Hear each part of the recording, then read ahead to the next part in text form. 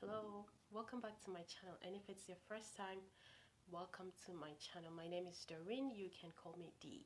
So the number one question that I get well, not number one but frequently asked is, what birth control do you use? And I think people believe or conclude that because I am about natural and being careful about the chemicals we introduce into our body, they automatically think that I use a non-hormonal birth control. I'm going to talk about the birth control, but before we do that, I want us to look at menstruation. Let's zoom in into the reproductive system. That will give us an idea or a good picture of what's going on, and then our options of birth control will be much easier. I'll be really short, I promise. Okay, so the reproductive system.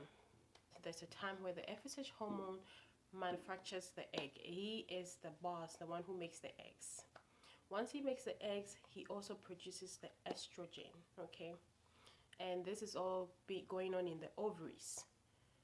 So the ovaries, your uterus, the cervix, they are all operated by these four hormones that I'm going to be mentioning. That is the FSH hormone, the LH hormone, the estrogen, and the progesterone. Okay, so the FSH hormone in the beginning is the one that produces the eggs.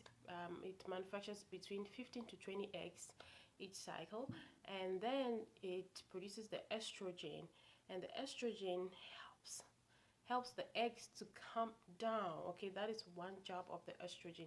And the way the estrogen does this is by producing another hormone. Okay, that's when the third hormone comes in, the LH hormone. The LH hormone is the one that helps the eggs to calm down in the fallopian tube down to the pelvic area.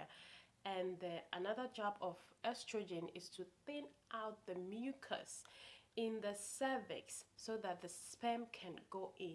So you see our vagina, there's the lips there, the vagina area, there is cervix, and there's uterus. When you go in the cervix, there is a thick mucus. So the mucus changes depending on what time it is of the month. So when it's time for reproduction, the estrogen thins out the mucus so that sperm can go in. That's another job of the estrogen. So when sperm goes in, estrogen helps by producing LH hormone for egg to come down to the pelvic, and then it goes, actually there's the fallopian tube sweeps it down, okay, but the LH hormone is the one that causes the surge for this sweeping to be done.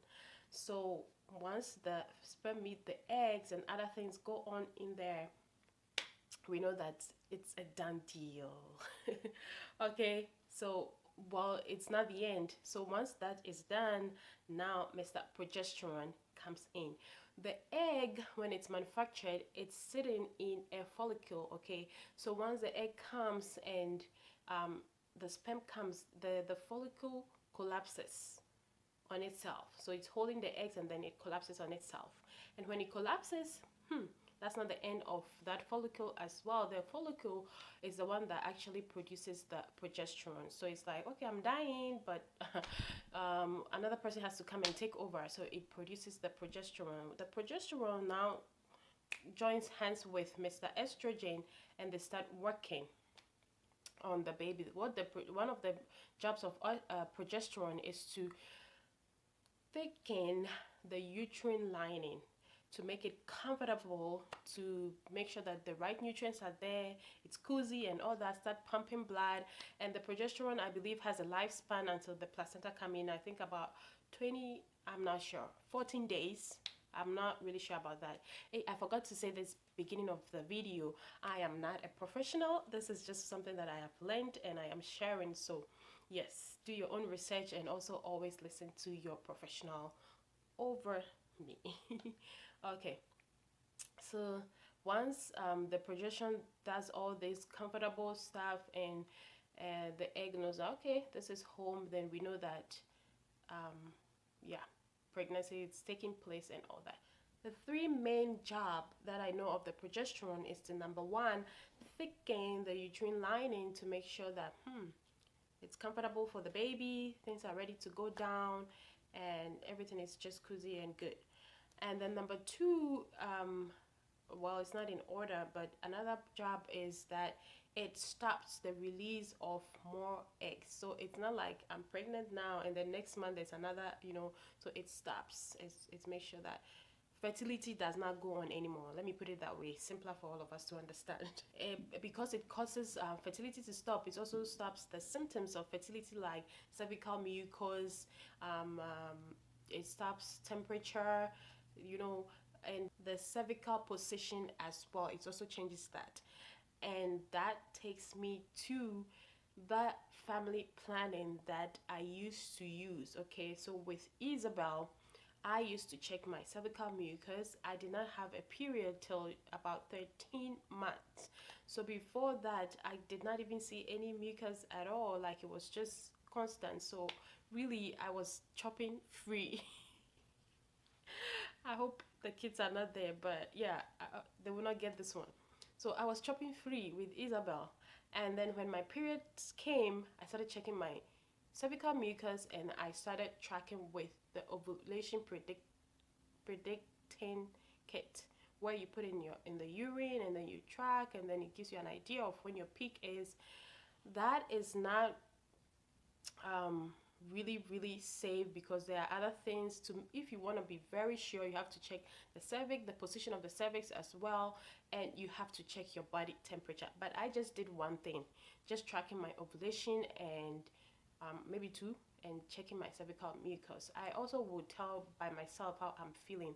The reason why I couldn't do the body temperature one was because Isabel was eating she was waking in the night till she was almost 2.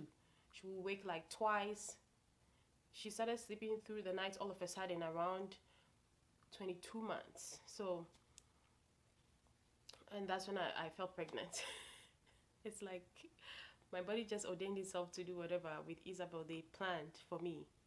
So yeah, I always let natural things go on. It's easier for me that way. Anyway, so that's what happened with Isabel. And I think I did that with Isabel because we didn't also mind getting pregnant. Okay, because my period delayed, we chopped free, and then once my period came back, I was like, well, I don't mind getting pregnant from now. So we were tracking and all that. I had the app on my phone. Chris had the app on his phone. Actually, when I felt pregnant, he told me that I was pregnant. Now let's look at the other choices of birth control available to us, and let me know which one you are using, okay, and your experience with it, or in the past what you have used. So number one is the pill. Now the pill is combination pill. There's one that they call combination pill. That's what was introduced to me when I first got married, because Chris convinced me that we shouldn't have a baby, and it kind of makes sense to me considering everything going on. But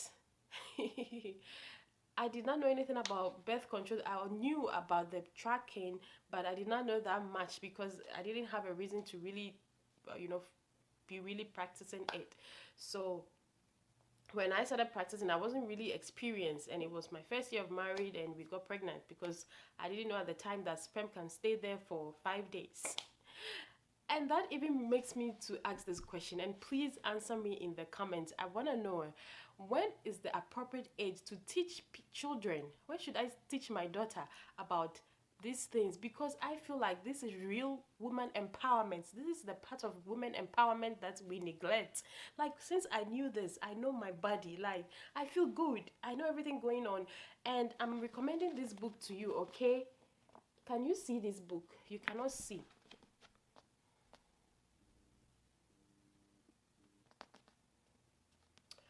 I'm recommending this book to you. Taking Charge of Your Fertility. This book has helped me so much. Like, oh, it's really good. So you kind of know your body. You know the phases that you go through your cycle. I know when PMS is coming on. Chris knows, and it's kind of good. It doesn't look like I'm manipulating him. He knows, like, this child is about to go crazy this week. Oh. So it helps. We need to know these things, and I'm wondering when is the appropriate age to teach our children this. I remember back in Ghana, there used to be puberty rights. I don't know if they still do it and if they teach these things during the puberty rights. So let me know in the comments. So there is, where were we? There is the combination pill, okay, that was introduced to me. And the combination pill has estrogen and synthetic progesterone, okay, synthetic progesterone. And so the way these work is they go in there and they put they kind of like manipulate your body to believing that you are pregnant. And so there's nothing really going on anymore. There's no rise and fall, there's no cycle, nothing natural, nothing going on. Everything is at a stop. And so for me, when they told me this when I just got married, I was like, I like it. When they told me, even as someone was like, at a point you will not even see your periods, I like, I don't want to see my period. These periods, they are shakarasef. But now that I've learned more, oh, I'm glad I didn't. Actually, I'm hearing about people, you know, it messes up with their mind, their body, all sort of issues that they're having. When people try to go off it, they also have issues as well. My thing is not even about the prevention in itself, but professionals, health professionals are recommending these pills for things like acne and menstrual cramps that can be resolved easily by alternative remedies. So I don't know why they are recommending this to people when we know that the pill has been declared carcinogenic. It's not my first language.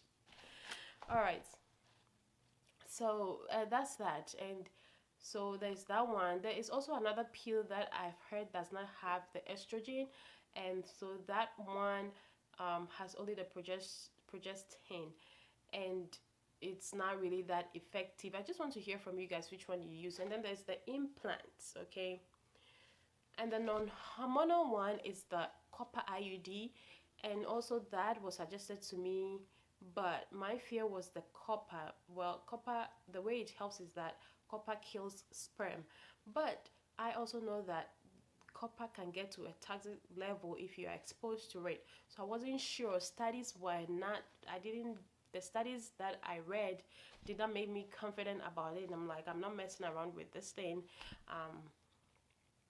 Let me find another way. And that is how I came with the tracking and all that. There's also the injection, the shot, the Depo-Provera. And so with that one, it's really the things I've heard about it. So just share your experience with me and with others. Let me know when we should be educating our children about their menstrual cycle, how to check their cervix and things like that. And please, recommended book, please get it if you can. It's really good. Thank you for watching.